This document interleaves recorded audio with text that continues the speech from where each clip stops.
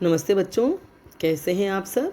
आज हम कक्षा 11 हिंदी साहित्य की पुस्तक अंतरा से ज्योतिबा फुले नाम के पाठ का अध्ययन करेंगे। इसका आधा अंश हम पढ़ चुके हैं, आगे पढ़ेंगे। अब ज्योतिबा फुले जो जीवनी का अंश हमारी पाठ्य पुस्तक में संकलित किया गया है, उसकी लेखिका है सुधा अरोड़ा। तो ज्योतिबा फुले ने समाज में स्त्रियों की जो दशा देखी, स्त्रियों की पुरुष से असमानता, मतलब स्त्री पुरुष के बीच असमानता, स्त्रियों को शिक्षा न देना, शूद्रों के भी शिक्षा व्यवस्था न होना, तो इस वजह से उन्होंने समाज में स्त्रियों और शूद्रों की अवस्था सुधारने के लिए वर्ण व्यवस्था में जो खामियां थी या जिस तरह से समाज में रीति रिवाज या परंपराएं थी जिनकी वजह से गरीब का, दलितों का, स्त्रियों का, शूद्रों का और निम्न वर्ण और जाति के लोगों का शोषण होता था, उसे खत्म करने के लिए, उन्हें दूर करने के लिए, समाज सुधार के लिए जो कार्य किए, उस क्रम में उन्होंने विवाह विधि के लिए नए मंत्रों की रचना की ताकि पुरुषों की प्रधानता या पुरुषों का वर्चस्व खत्म हो और स्त्रियों को भी स्वतंत्रता का अनुभव हो सके। तो इसी क्रम में हम आगे पढ़ रहे हैं।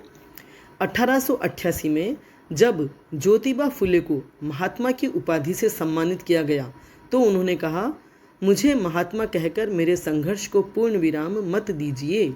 जब व्यक्ति मठाधीश बन जाता है तब वह संघर्ष नहीं कर सकता, इसलिए आप सब साधारण जन ही रहने दें, मुझे अपने बीच से अलग न करें।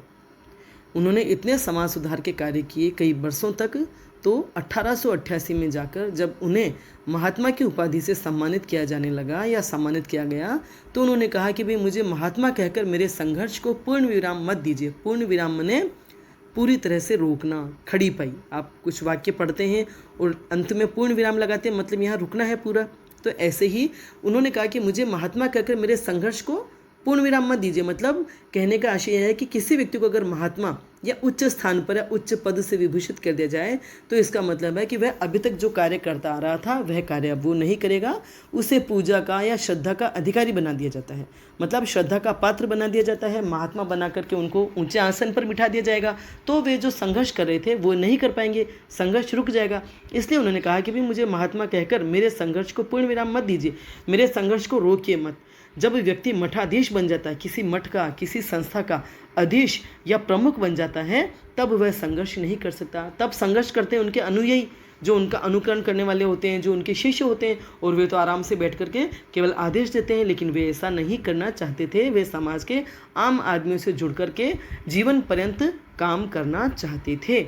इसलिए आप सब साधारण जन ही रहने दें, मुझे अपने बीच से अलग न करें, ऐसा उन्होंने कहा। तो इन पंक्तियों से ज्योतिबा फुले की कितनी महानता का हमें एहसास होता है कि वे कितने महान व्यक्ति थे।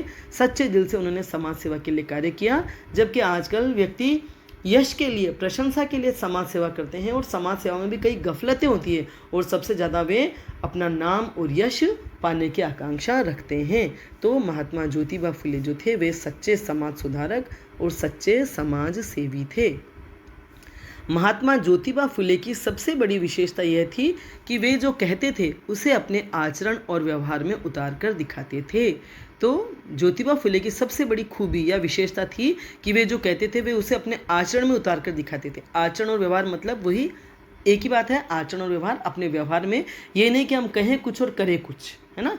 जो वे कहते थे वैसा ही वे जीवन में करते थे। इस दिशा में अग्रसर उनका पहला कदम था अपनी पत्नी सावित्रीबाई को शिक्षित करना।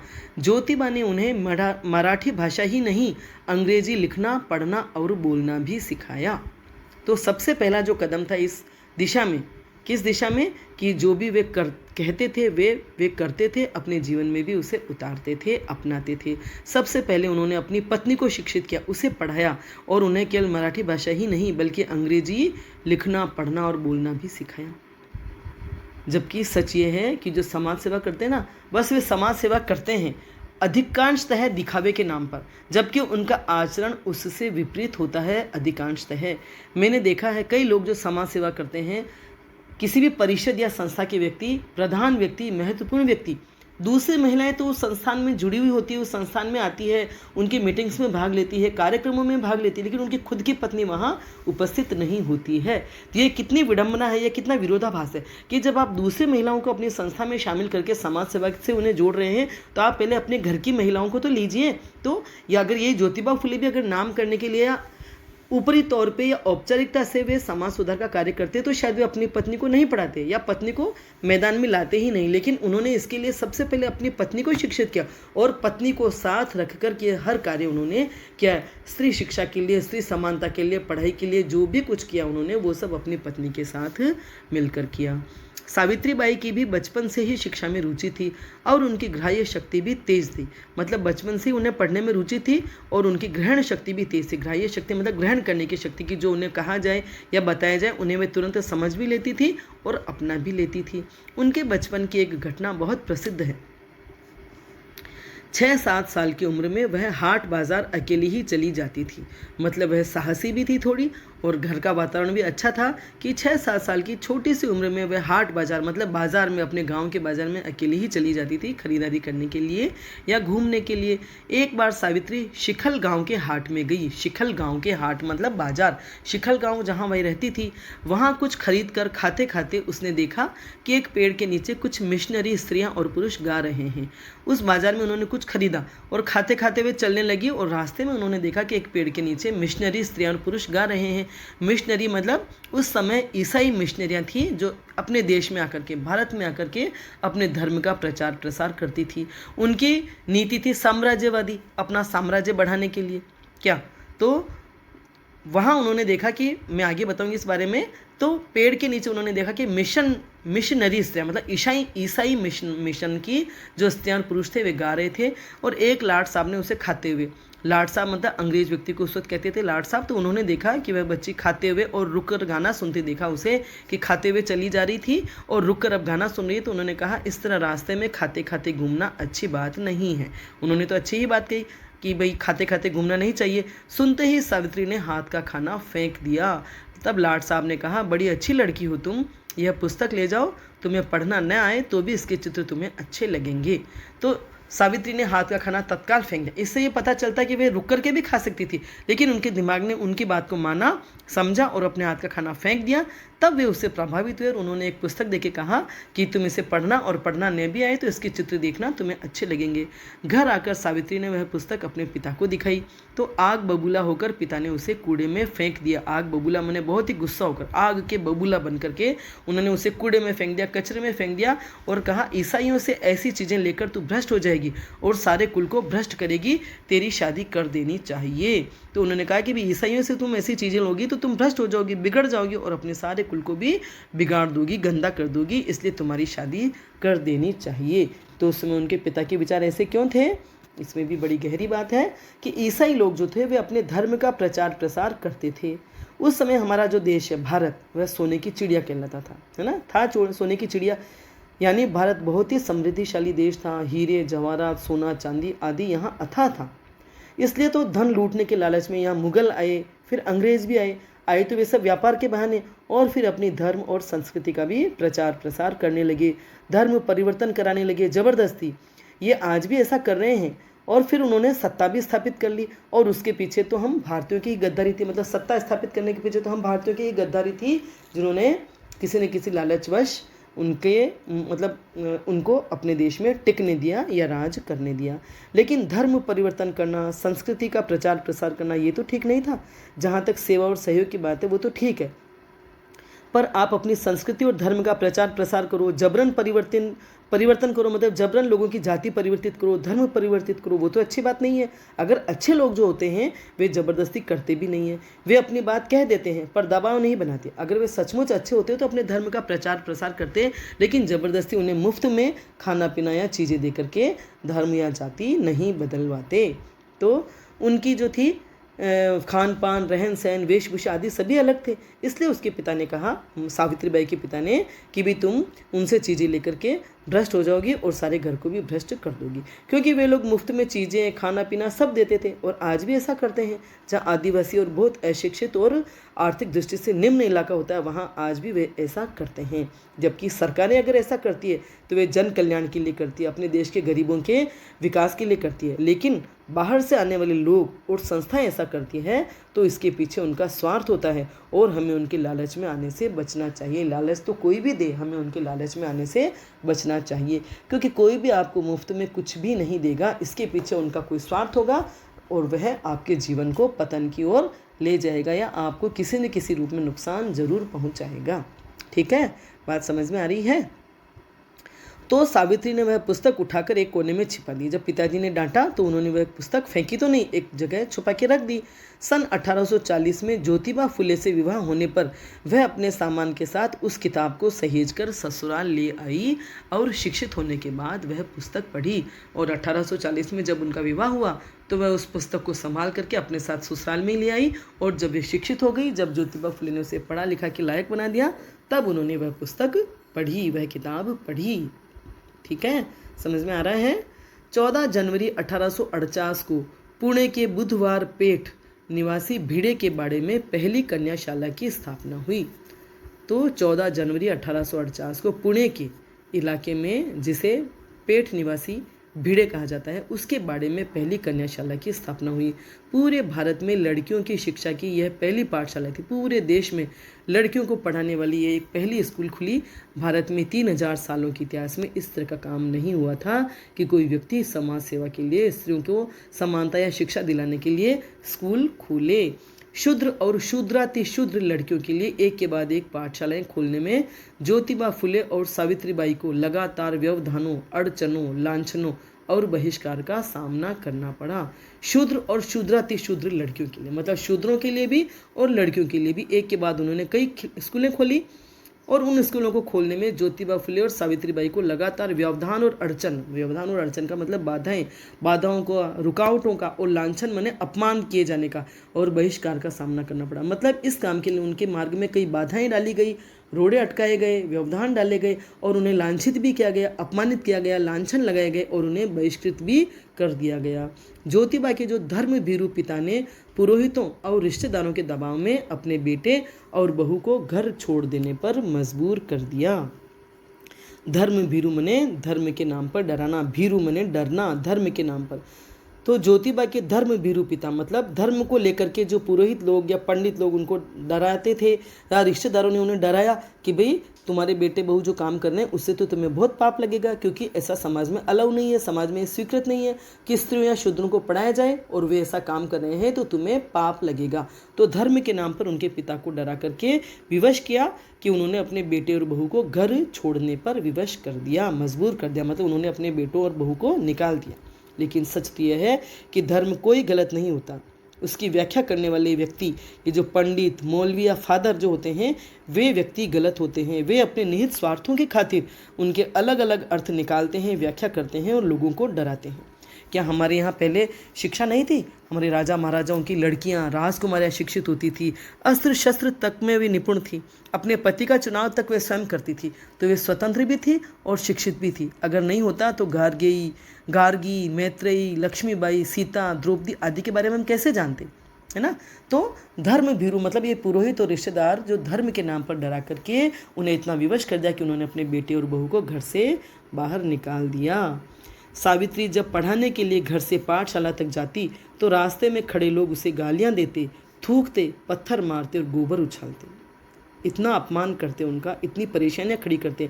आज हम लोग कोई भी ऐसा काम करते हैं, कोई हमसे उल्हाना भी दे दे हमको तो हम तत्काल रुक जाते हैं, लेकिन उन्होंने इतने लांछन, अपमान, पत्थर, गोबर ये सब झेलने के बाद भी उन्होंने अपना काम जारी रखा। कितने जीवट वाले लोग थे वे, कितने मजबूत थे, कितने साहसी थे, और उस जमाने में आज के इतने साल पहले भी कितने स्वतंत्र विचारों के व्यक्ति थे। दोनों पति पत्नी सारी बाधाओं से जूझते हुए अपने काम में डटे रहे, लेकिन वे इन सारी बाधाओं से लड़ते हुए अपने काम में डटे रहे, पीछे नहीं हटे। 1840 से 1890 तक 50 वर्षों तक ज्योतिबा और सावित्रीबाई ने एक प्राण होकर अपने मिशन को पूरा किया। विवाह के बाद 50 सालों तक उन दोनों ने एक प्राण होकर, मतलब एक जुट होकर के, एक व्यक्ति होकर, एक इकाई होकर अपने मिशन को पूरा किया। और उनका मिशन क्या था? स्त्री शिक्षा, समानता और सभी वर्णों में समानता, और शूद्रों की भी शिक्षा और वेद पढ़ने का अधिकार। कहते हैं 1 और 1 मिलकर 11 होते हैं। ज्योतिबा फुले और सावित्रीबाई फुले ने हर मुकाम पर कंधे से कंधा मिलाकर काम किया। सही है, कहते हैं ना कि 1 और 1 11 होते हैं। एक और एक मिलकर 11 होते, एक को एक में जोड़ा जाए तो 2 होते, लेकिन एक और एक साथ खड़े किए जाए तो 11 होते हैं। यानी 2 व्यक्तियों में 11 व्यक्तियों की शक्ति या कई 100 व्यक्तियों की शक्ति। तो उन दोनों ने एक और एक मिलकर के 11 बन करके कंधे से कंधा मिलाकर हर मुकाम पर एक साथ काम किया। मिशनरी महिलाओं की तरह किसानों और अछूतों की झुग्गी झोंपड़ी में जाकर लड़कियों को पाठशाला भेजने का आग्रह करना या बाल हत्या प्रतिबंधक गृह में अनाथ बच्चों और विधवाओं के लिए दरवाजे खोल देना और उनके नवजात बच्चों की देखभाल करना। मतलब मिशनरी महिलाएं जैसे घर घर जाकर के एक एक दरवाजे पर जाकर के अपने उद्देश्य के लिए काम करती थी या कहती थी, व्यक्तियों को प्रेरित करती थी, प्रोत्साहित करती थी और ले जाती थी जहाँ भी उन्हें ले जाना होता था या जो भी काम उन्हें करवाना होता था। वैसे ही सावित्रीबाई और ज्योतिबा फुले भी एक एक घर में जाकर के किसानों के घरों में अछूतों की झुग्गी झोंपड़ों में जाकर लड़कियों को पाठशाला भेजने के लिए आग्रह करते, मनुहार करते, कहते कि इन्हें स्कूल भेजो। और बाल हत्या प्रतिबंधक गृहों की भी स्थापना की उन्होंने, जहां अनाथ बच्चे और विधवाओं के लिए उन गृहों की दरवाजे खोल दिए कि जहां अनाथ बच्चे और विधवाएं सुरक्षित रह सके, और उनके नवजात बच्चों की, जो विधवा महिलाएं हो जाती थी, उनके जो बच्चे जन्म लेते थे उनकी देखभाल करते थे। महार, चमार और मांग जाति के लोगों की, मतलब जो निम्न जाति और निम्न वर्ण के लोग होते थे, उन्हें एक घूंट पानी पीकर ही प्यास बुझाने के लिए विवश होना पड़ता था, क्योंकि उन्हें पानी कहीं सार्वजनिक कुओं पर यहाँ से भरने नहीं दिया जाता था। तो उनकी ऐसी तकलीफ देखी कि वे पानी भी पूरा नहीं पी पाते हैं, तो उन्होंने अपने घर में जो पानी के हौद थे या पानी का हौद था उसको भी उनके लिए खोल दिया और भी हौदों का निर्माण किया। हर काम पति पत्नी ने डंके की चोट पर किया, मतलब हर काम उन्होंने खुलेआम किया, डरते डरते या छुप करके नहीं किया। और कुरीतियों, अंधश्रद्धा और पारंपरिक अनीतिपूर्ण रूढ़ियों को ध्वस्त कर दलितों, शोषितों के हक में खड़े हुए। और जितनी भी कुरीतियाँ, मतलब बुरी रीति रिवाज थे, अंधश्रद्धा, पंडितों के प्रति, मौलवियों की या फादर के प्रति जो अंध भक्ति और श्रद्धा से अनुकरण करते थे लोग, उन सबको, और परंपराएं जो डली हुई थी गलत, अनीतिपूर्ण, शोषण से पूर्ण जो भी रूढ़ी, रीति रिवाज या परंपराएं थी, उन सबको नष्ट करके वे दलितों और शोषितों के अधिकारों के लिए खड़े हो गए। दलितों और शोषितों के साथ में खड़े हो गए और उनकी रक्षा की, उनकी देखभाल की, उन्हें आगे बढ़ाया और उनके साथ ये जो सब कुरीतियाँ और ये सब जो जुड़े हुए थे उनसे, उन सबको भी खत्म किया।